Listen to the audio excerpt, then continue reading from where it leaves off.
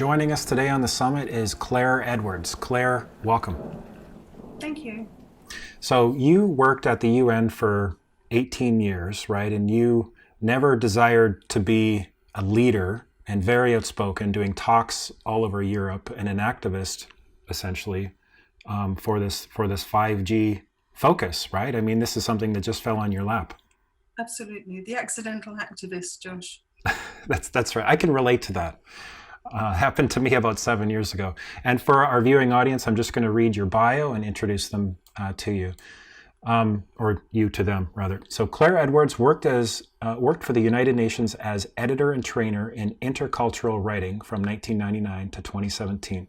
Since May 2018, she has collaborated with Arthur Firstenberg to publish the International Appeal to Stop 5G on Earth and in Space.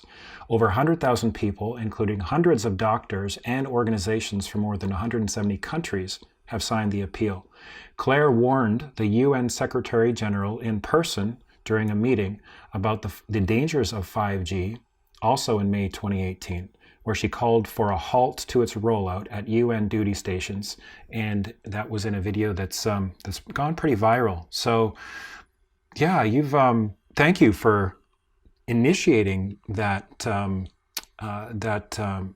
appeal, Claire. Like, that's reached many people. You've like more than 100,000 now, you and Arthur Firstenberg. So you have really gone from working at the UN for a vast portion of your career to stepping up in a position of leadership in a big way. What's that transition been like? Well, it's been a big learning curve. Over the last year, I think in terms of experience, I think I've lived about 30 years because it's been incredibly challenging with amazing ups and downs and challenges. And it really brings you to yourself and it brings out the best in you. So I've met a lot of very nice people. It's brought people together. And it's been an opportunity actually to use all of my skills from the past. So it's been quite a ride, let's say. Yeah, and that video that we put out, that I helped to release, of you speaking to the UN Secretary General, it's been translated into 5 or 6 different languages now, and you yourself speak many languages. How many? Well, I speak 4, but I only speak 2 properly. Oh, okay. So I found myself now having to speak German because I live in Austria. Mhm. So I'm having to talk about electromagnetic radiation and electricity in German. So I'm acquiring some new vocabulary. Very good. So what happened after that talk, or that comment period in which you noticed verbally the UN Secretary General of the problems of these high-powered Wi-Fi systems, of the problems of 5G, and he kind of laughed it off a little bit? What happened since then with the UN, with the Secretary General, and bring us up to speed? Well, after that, he did nothing about it. I didn't hear from him at all. I wrote a whole series of follow-up emails to the medical service at Vienna, to the staff union. Again, I had already written to them. I wrote to the head of office, the chief of administration, everybody involved, and I never even received a reply. I was at the UN on a Friday evening quite late, about 3 or 4 weeks ago, with my EMF meter, and I thought I would check what the situation was. And again, I found that my meter was permanently in the red in the corridors, exactly as it had been in December 2015. So I found it pretty shocking. So as far as I know, people are still being heavily irradiated. It's not good, and I have notified also my colleagues there, and my colleagues also don't seem to be doing anything. Now, the issue is that, in fact, the computers at the UN are connected by cable, so there is justification for having this Wi-Fi and these devices on the ceiling, these Wi-Fi boosters and cell phone boosters. There's justification for having these things in the conference areas because, of course, the delegates would want these connections. But when you use your EMF meter in the conference areas, of course, the ceilings are extremely high, so the radiation is not so bad. But where I was concerned, and I remain concerned, is that the staff work along these corridors with metal walls, and these are public access points. So by definition, they are designed to serve large public areas. And I don't believe they should be installed on very narrow, low-ceilinged corridors with metal walls. Plus, when I checked the installation instructions for such public access points, I found that for safety reasons, they are not supposed to be within 20 centimeters of the human body. Well, a slightly taller man would definitely be within 20 centimeters of these things as he walked underneath. So to my mind, they are extremely dangerous. And so with the International Appeal to Stop 5G website, you've gotten tons of response. It's gone viral as well, you could say. What's been the response from that? Or has there been any acknowledgement of that appeal, even by the UN or other governing organizations? We haven't yet sent it to the UN or to the WHO or to governments. We have spent some time trying to automate the website, which has taken a great deal of time. I think now it is automated, so now I think would be a good time to send it, especially in view of Elon Musk's 60 satellites, which went up just a few days ago. So I think we will send it quite shortly. Yeah, isn't that frustrating? I mean, we hear about Elon Musk 60 satellites, the first 60 or whatever of that program, being covered by the media as being this beautiful thing that you can see in the night sky or whatever. And how frustrated are you, Claire, having basically dived in here in these couple of different initiatives that we've talked about so far, and we're not seeing the traction happening yet. We're seeing things happen in some countries like, Belgium, Switzerland, cities throughout the US, some in Australia, some, small cells getting removed. But how, what is your perspective in terms of like how, confident and optimistic you are, or frustration on the other hand? Where are you at? I have always been extremely positive. I sometimes wonder why, but there are moments. Of course, the situation changes very rapidly, and there are moments when one's confidence is dented. And one of them would be a few days ago when Elon Musk's 60 satellites went up. But on the whole, I remain extremely optimistic, because I don't even like to talk about 5G, because it's not just mad, it's completely off the scale mad. And as soon as you start talking about 5G in rational terms, you are normalizing it. There is nothing normal about 5G. It should not be happening. And as we know, it's all based on a lie anyway. So I have always been confident that it is so mad that we will succeed in stopping it. But I think that there are various phases involved here. We worked for 4 months on drafting the appeal, and we published it on the 19th of September last year. And then it went viral. So the information spread, and in December, there was a bit of a hiatus where I thought by that time something would be happening, there would be some kind of reaction. But in fact, what happened was it was picked up by the David Icke website on the 1st of January.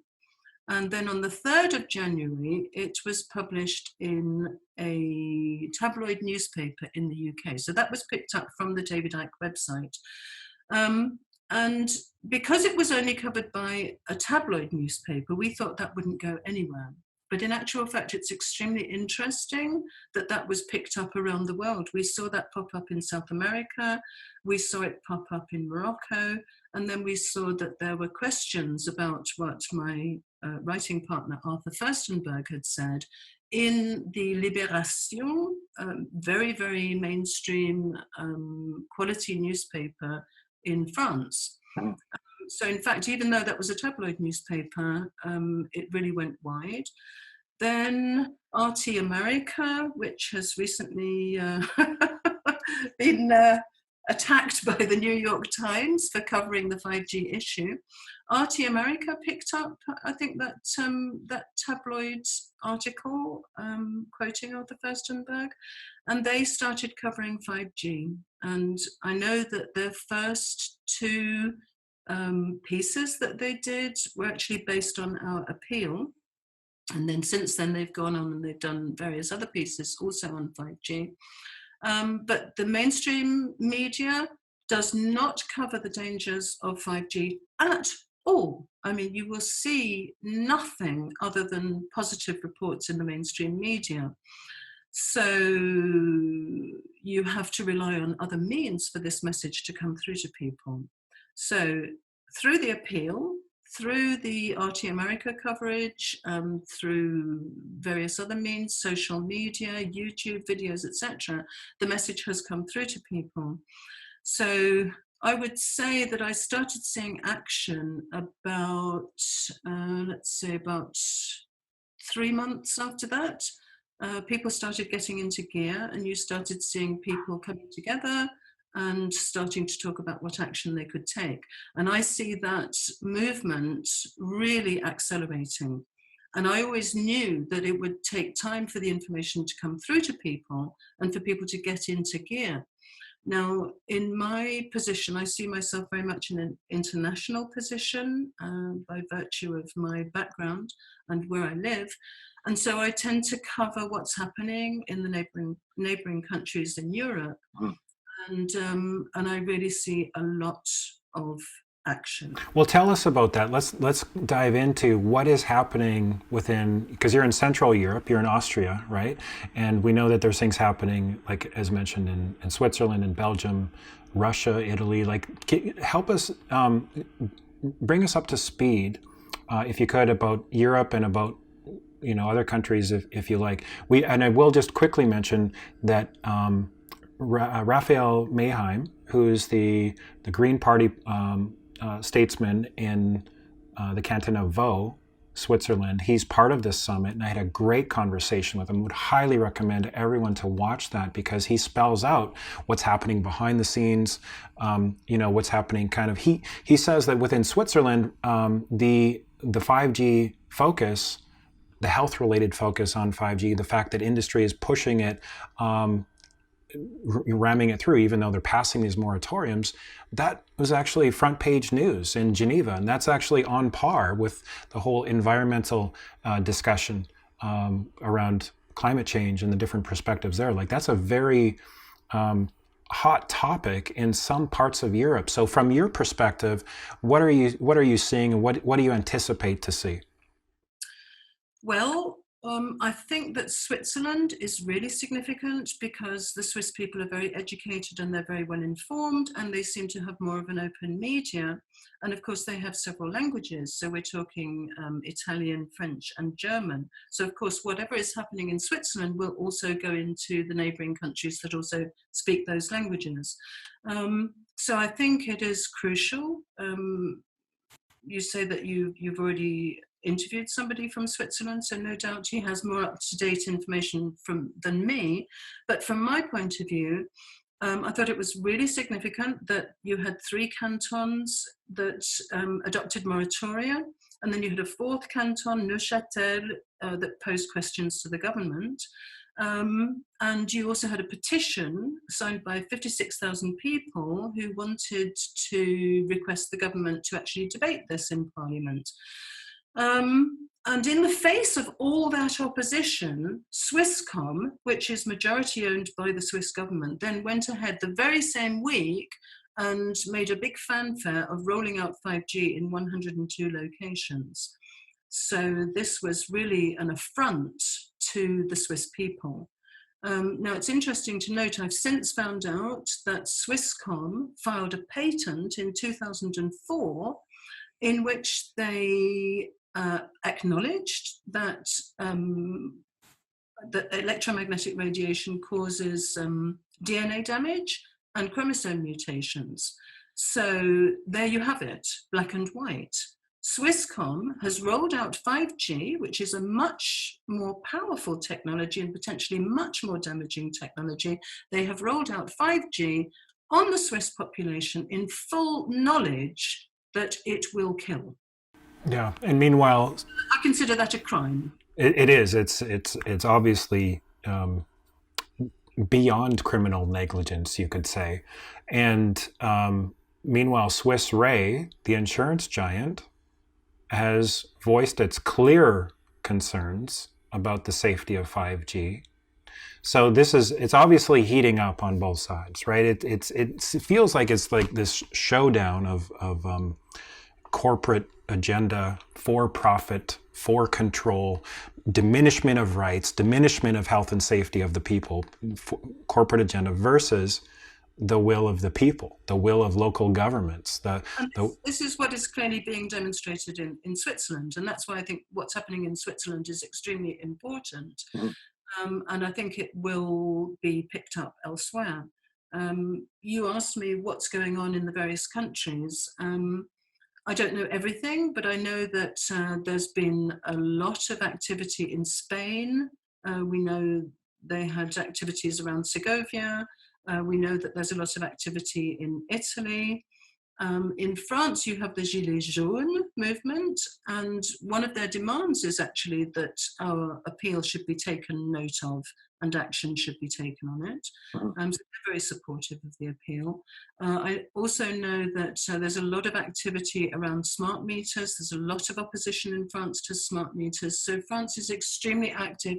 And again, you have a very, very informed population. What about Russia? Well, Russia, as far as I know, the Defense Ministry has refused to hand over the frequencies that are required for 5G. So it looks as if Russia will not have 5G until at least 2024. Now, as I understand it, President Putin has talked about 5G going ahead, but it could be that Russia is cautious and they want to see what happens in other countries before they move on 5G. Germany, I think there's a certain amount of opposition. In Austria, I have to say that I was quite concerned until recently because Austria really pushed ahead with the 5G agenda, and the Austrian government claimed to be the first government in Europe to roll out, in Western Europe, to roll out full 5G across the country. And I'm very well aware of how people here have been affected. But until very recently, I really didn't see any organized opposition. There was one gentleman who for a long time has been campaigning about smart meters, but in your case, you moved on from smart meters to looking at 5G because you realized that smart meters are part of the 5G agenda. And this gentleman actually refuses to discuss 5G. So I think that this is quite damaging to the Stop 5G campaign because people need to understand how this is connected. So this could be one reason why the opposition in Austria has been quite delayed, but I do very much see it happening now. People are organizing and behind the scenes, things are happening. What's your thoughts on the minister in Belgium, the Minister, I believe, Environment and Housing for Brussels, her comments and what's happening in Brussels? Well, first of all, what can we just summarize what she said, if you remember the details of it? That she was not going to give permission for 5G to be trialed in Brussels because she did not want the people of Brussels to be guinea pigs. Now, this is obviously very encouraging, but people in Belgium are skeptical about really whether this is just rhetoric, and actually behind the scenes it's going to happen anyway. Now, I don't know if I should divulge this, but I will anyway. You can cut it out if you wish. But yesterday I talked to somebody whose friend is actually friends with Norbert Hofer, who was the minister here in Austria, who was responsible for rolling out 5G. And he said that he could not stop 5G, and if he tried to stop it, he would fear for his life. So this gives some indication of the power behind the 5G agenda, which clearly comes from the top. We see it feeding through the UN. We see that it is clearly a global agenda. And the people who are doing this are quite determined to do it come what may. Now, in my view, it's quite clear that when people take back their power, this will be impossible. The only barrier to that happening is information. The powers that be, or the powers that were, thought that they could roll out 5G without anybody understanding what 5G was. And they were so wrong, because our appeal has reached millions of people at this stage, and I know that millions of people are informed. So it's just a question of time, because everybody is telling everybody else now. So Yeah. this will be stopped. You talk about, with your experience in the UN, you and I were talking before this conversation about how the UN is actually, not only are they not stopping or slowing down or, considering health before rolling out 5G, before supporting it, but they're actually integrating it into their various programs. From your perspective, can you summarize what they are doing? I was not aware when I spoke to the Secretary General that in fact he trained as an electrical engineer and as a physicist. So he, of all people, should really understand the dangers of this technology. Whereas in fact in that video, he laughed when I brought my concerns to him. And I find it quite interesting that he laughed. He had several minutes to think about what his reaction to my question might be, and he chose to laugh. So I think it's quite significant that he did not reassure me that this technology is safe. And as we know from Senator Richard Blumenthal speaking to representatives of the telecommunications industry, nobody can provide an assurance that this is safe. Now, despite that, the UN is gung-ho moving ahead to push this through all its programs. So at the time that I spoke to the Secretary General, the UN must have been planning the appointment of a panel on digital cooperation, because that panel was appointed just a couple of months later. And this panel on digital cooperation is stuffed with industry insiders. There is no doctor on this panel. There's no environmentalist on this panel. It's all pro this technology. The Secretary General brought out his strategy on new technologies. And this shows you that this agenda is being pushed through every program of the UN. And if you look at these documents, I do not find a single mention anywhere of health issues. So there is no consideration of this at all. And as we know, this is based on a lie, which I'm sure you've discussed with the other people that you've interviewed. This is based on the lie of the thermal hypothesis, which tells us that there are only heating effects and there are no biological effects to this 5G technology. So it's then quite interesting to find that in fact the World Health Organization held a symposium in 1973. It was Barry Trower, the weapons expert and campaigner against 5G, who drew my attention to this. It is called The Biologic Effects and Health Hazards of Microwave Radiation, Proceedings of an International Symposium held in Warsaw in 1973. Now, I don't have the whole document, but the title alone tells you that the UN, the World Health Organization, which is part of the UN, was aware of the biological effects of microwave radiation way back in 1973. And I have here the index to that document, which shows you, there are 2 pages of this index, which shows you all the biological effects that they were discussing in 1973. And you even have one entry which talks about the non-thermal effects and all the pages on which the non-thermal effects are discussed. So there can be no question that not only the World Health Organization, but also the governments that would have attended that international symposium knew in 1973 about the biological effects. So again, we're talking about a crime against humanity because we have been lied to for over 40 years, and now they're rolling out 5G on us, which, as we know, is a killer technology. Yeah, well, thank you for that.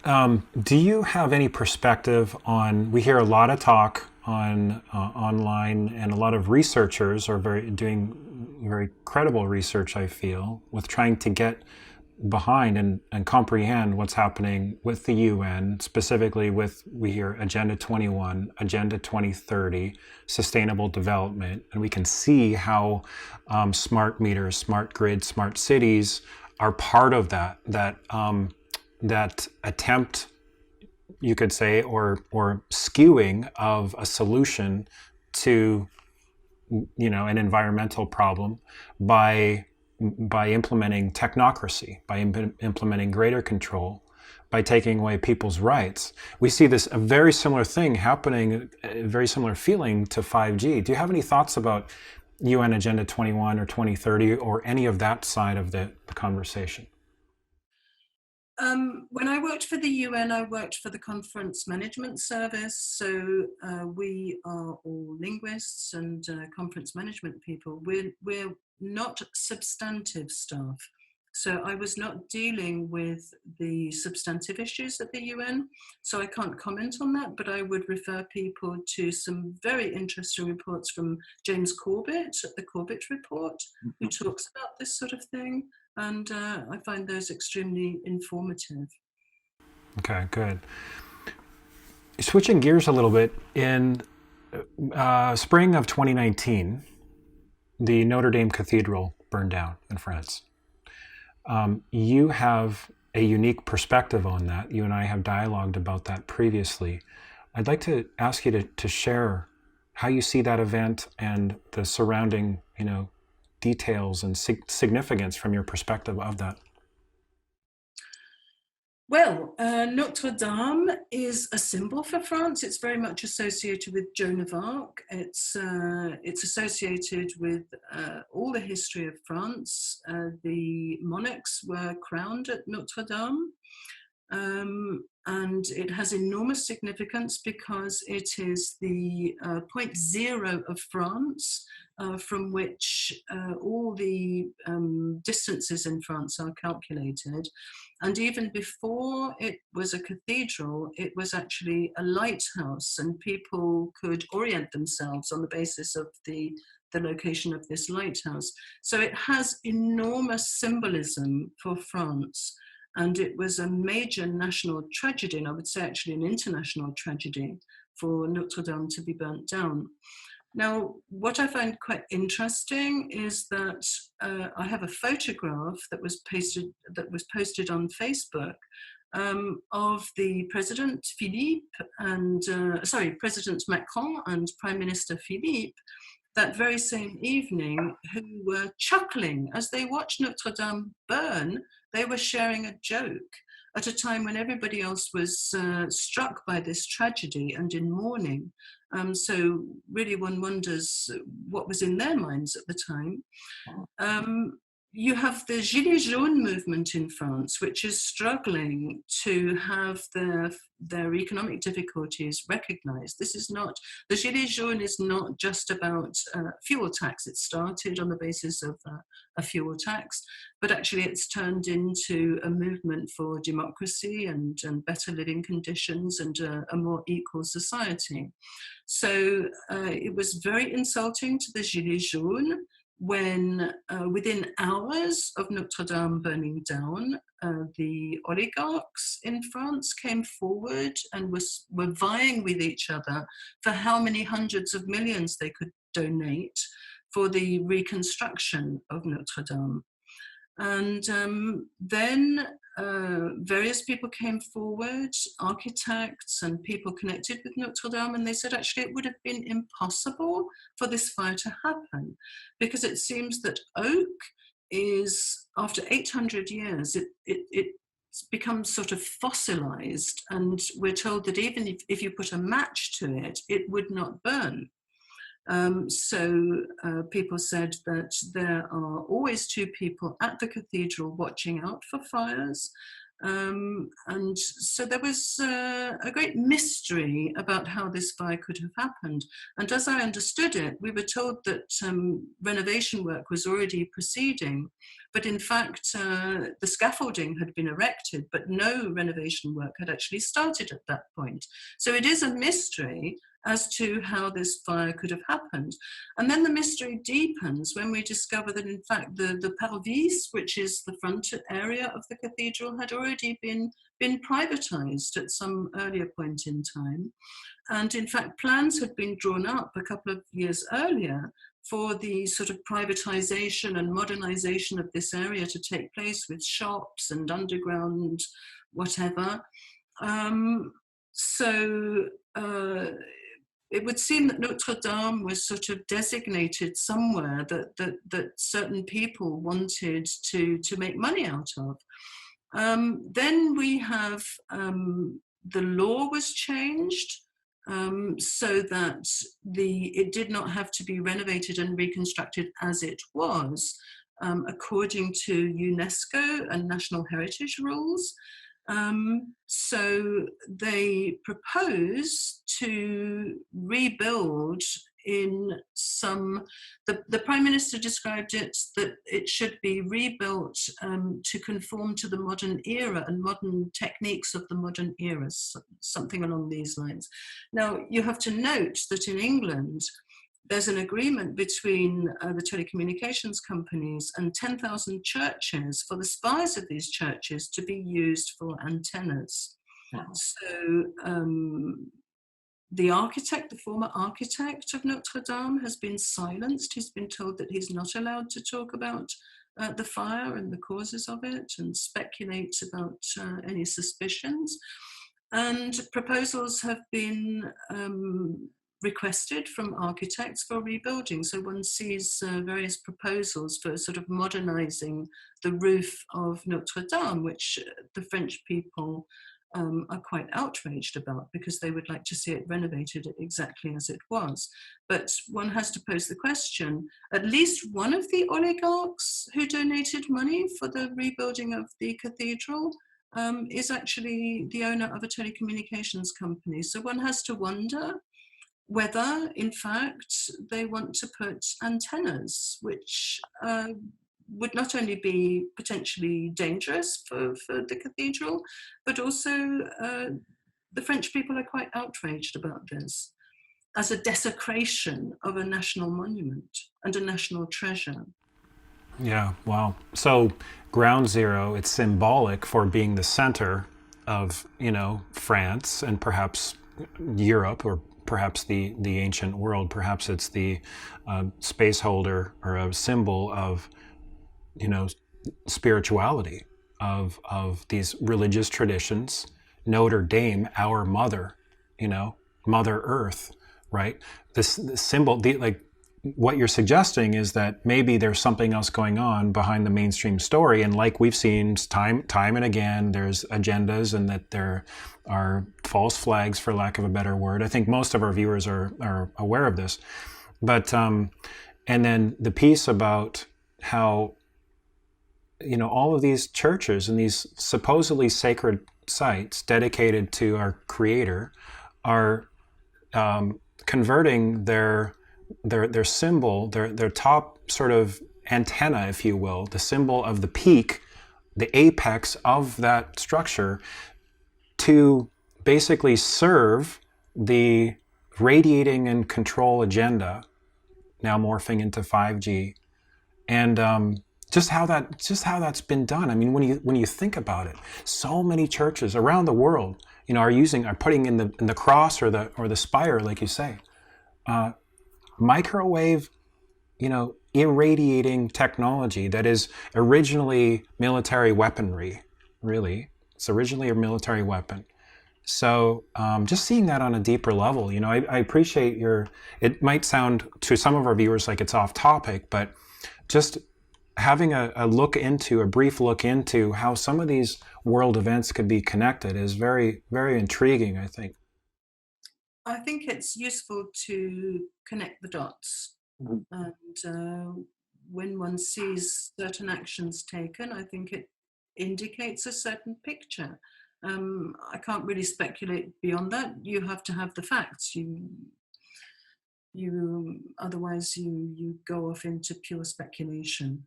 Yeah, thank But you. we have to join the dance. I mean, this is a desecration. Notre Dame is a desecration of this national monument, and a further desecration, I would suggest, is the cutting down of the trees, which we see taking place everywhere. And you talk about antennas, and this is the association in my mind, because the trees are also a form of antenna, a natural antenna, of course, for the earth energies. And now we see that these trees are being cut down by the thousands. And we see a study at the University of Sussex in the UK, which actually states that tree leaves block these millimeter waves to the tune of 70%, which clearly indicates that this is the main reason why these trees have to be cut down. In addition, if you want self-driving vehicles such as trains, cars, and so forth, you're going to have to cut down the trees. And in fact, this is what we saw suggested or proposed in Britain. The National Rail Network announced that they were going to cut down millions of trees all along the rail network last year. And there was a public outcry. So they said that they were suspending this plan. But we see this everywhere. We see pictures from Romania, from France. Certainly the trees have been cut down in Austria. We know the UK and many other countries. This is also a desecration. The trees are essential to our survival. Before the call, we were talking about the importance of shifting to a perspective, let's say, Claire, of acting without attachment to the outcome. You do what's right, because it gives us almost like an inner liberation. It frees, it connects our heart and mind, or it frees our conscience, it lightens our load, and then we can do what we feel is right without needing a certain specific result, and sometimes even without knowing the how, right? Can you talk a little bit about that in this shift that perhaps we're being asked to make? Because we can't guarantee a specific success or a specific result in this movement or in any of the tremendous intensity, I guess, that's happening on the planet right now. Like we're kind of in uncharted waters here. Talk to us about that. I think we're totally in uncharted waters. I think we've seen the collapse of the rule of law, which I know that you referred to recently. We've seen the what can we call it? In every area of life, we have seen our trust in our institutions exploded. We heard that Monsanto had a black ops department where they were killing journalists and others who opposed their plans. We've seen massive accusations of paedophilia against the Catholic Church right across the world.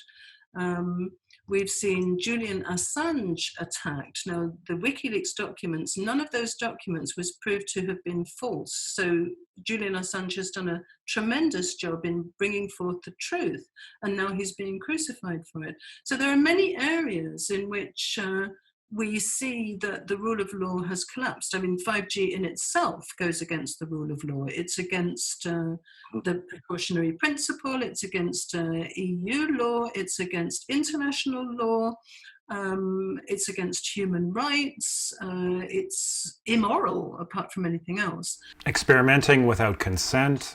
Absolutely. It's against the Nuremberg Code, which forbids experimentation on humans without consent and information. So I think that people for a long time have known that something was terribly wrong with our system, and now the evidence is black and white. So people really have to wake up now and realize that we cannot go to leaders anymore. We cannot look to authorities anymore, because who is doing this? It's actually the politicians, the leaders, the authorities that we have looked to in the past. So we cannot expect them to stop this 5G agenda. So we have to look to our own resources. And that's why I'm very much in sympathy with you and your Take Back Your Power movement, because 5G is a wonderful opportunity to be who you really should be as a human being. 5G is an annihilation event, potentially. So you are faced with your own death. And what are you going to do? When you have that realization, of course, it's absolutely terrifying.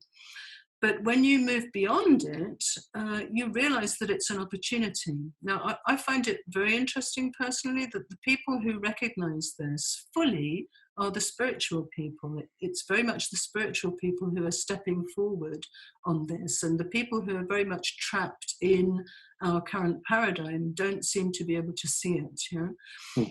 But the spiritual people, this is a challenge to be the best of yourself, because you cannot look to anybody else to solve this, and nor should you. I think it's very much a personal responsibility, and these challenges force you to look inside and fall back on your own resources, and they force you to grow. I think in normal circumstances, with something less dire than 5G, you hope that somebody else more qualified will perhaps step forth to deal with this, or somebody who's better educated than me, somebody who is more experienced than me, somebody who has more knowledge than me. But in these circumstances, frankly, you have to go with what you've got. They're rolling out 5G now. So, whoever you are, whatever you can do, you've got to look to your own resources and do that. So it doesn't matter, if you don't have any qualifications, well, just go and tell other people about it. That's fine, if you lack the skills. But whatever it is that you can do, you should now be stepping out to do it. So I really see this as very much a spiritual opportunity, because we are effectively raising our consciousness with this. We're coming together. 5G I see as anti-life, anti-love, anti-compassion, anti-family, anti-connection, anti-God, anti-sacred, anti-everything. So what is the solution to 5G? Krishnamurti said that the solution to a problem is always contained within the problem. So what is the solution to 5G? It is then love, compassion, empathy, family, connection, creativity, freedom, all the things that 5G is not. And so who are the experts on all of these things? Human beings. So we don't need to go anywhere. We don't need to be anything else. All we need to do is to come back to our humanity. And for me, that means getting rid of your mobile phone. people have to understand that if they want to stop 5G, they're going to have to get rid of their mobile phone. This is something that my writing partner, Arthur Furstenberg, really helped me to understand, that you cannot expect to stop 5G if you want to keep your smartphone, because it's not a question of reducing your use of it. The very existence of that smartphone or any mobile phone is destroying you, it's destroying your children, it's destroying nature, and now we are at very great risk of damaging the ionosphere and destroying the entire planet. So at what cost your phone? I think people have to take responsibility and stop using this technology. That's not to say we won't find a better technology shortly, but right now, if you want to stop 5G, you're going to have to get rid of your phone. And you're going to have to start being responsible and step up to the plate and do something about this. This requires everybody to take action. This is one of the things, coming back to what you asked me about the UN. I have talked to my colleagues at the UN extensively about this, and frankly, I don't see them taking action to do something about it, which I have to say is quite disappointing. Yeah. Well, in our human adolescence of our species, let's say, where we're resisting stepping into responsibility, we want the rights, but we're resisting this sort of self-responsibility. Sometimes we need a good talking to by our mother. And so I think that you really embody that in a beautiful way, in a very impactful way. That just bring that reality check, that kind of a parent figure who cares can give you. So thank you for challenging us on that, on the level of commitment and where we draw the line, what we truly stand for, what builds the life within us and around us, what's important. Like you say, the antithesis of what 5G is about, like focusing on that, and it's from that place that our actions can have deeper impact and meaning, isn't it? Absolutely. And so I see 5G as the opportunity for bringing in the new paradigm. What is the new paradigm? The new paradigm is not the old paradigm. The old paradigm is where we are now. The old paradigm is the materialist reductionist paradigm that we've had for just about 2,000 years, and it's based on a false reality. It's based on a mistake. Now, this is one of my themes. I used to teach intercultural competence, and I've lived in a lot of countries, and I've worked with international people.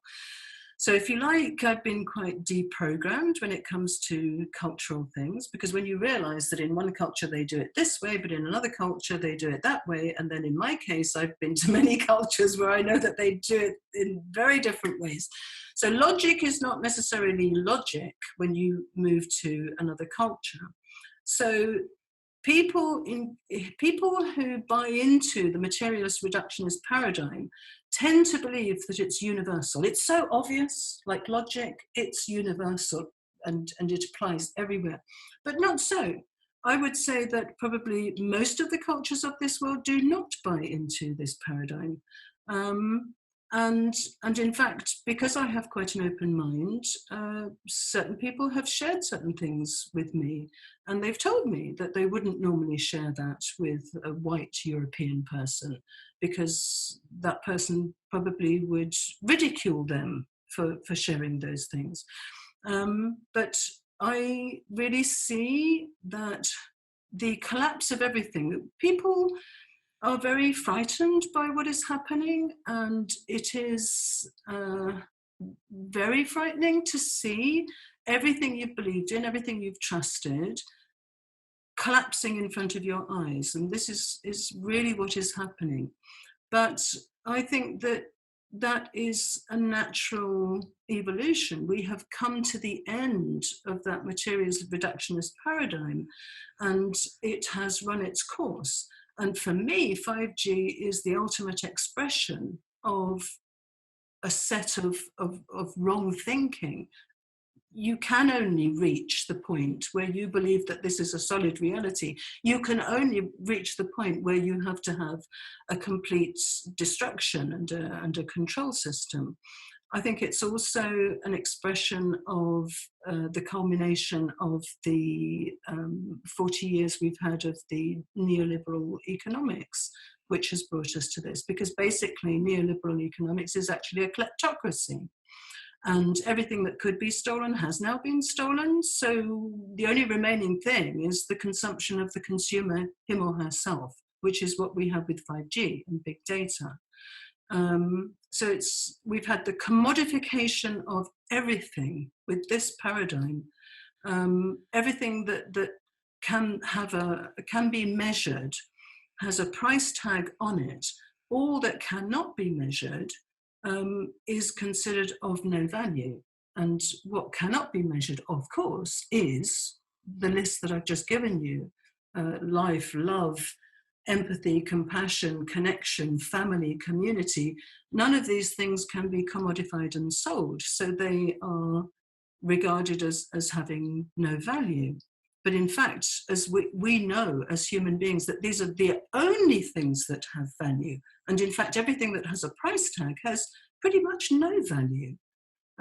So I think we've reached a point where 5G is a culmination. So it's also a control system. So it's a mind control system and also a physical control system. And in that respect, I think it's about the kleptocrats being able to keep the money that they've stacked up in their tax havens. Yeah? So it's about them protecting themselves. So people have to understand what 5G is. 5G is a very ugly and terrifying thing. And what it is one thing, but its function is something else. So its function is to raise awareness, bring people together, bring back our human values and our humanity, and re-establish a new paradigm, and bring in a new paradigm where we can rethink everything. And I would hope that people would not turn to any template that they might find in the current paradigm. So I don't want to talk about new systems or new structure or new organizations, because I think what we're actually doing now, coming together to combat 5G, is we are actually, the process of coming together to combat 5G is actually the solution to 5G.